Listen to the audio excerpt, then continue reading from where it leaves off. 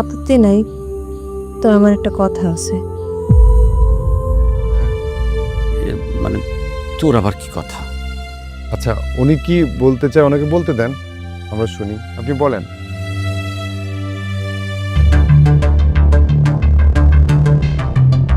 আমি জানি না আব্বা আপনাদের বলছি কিনা, তাই আমার মনে হয় আপনাদের জানাটা দরকার।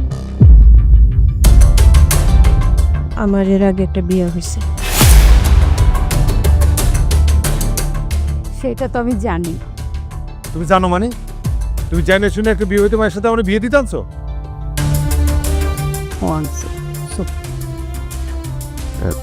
ভাবি সাহেব,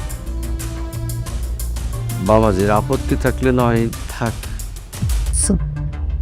আমার কথা মতো না চললে আমি যে তোরে তেজ্যপুত্র করতে পারি, তুই জানোস না? আমি যা বলছি তাই হইব।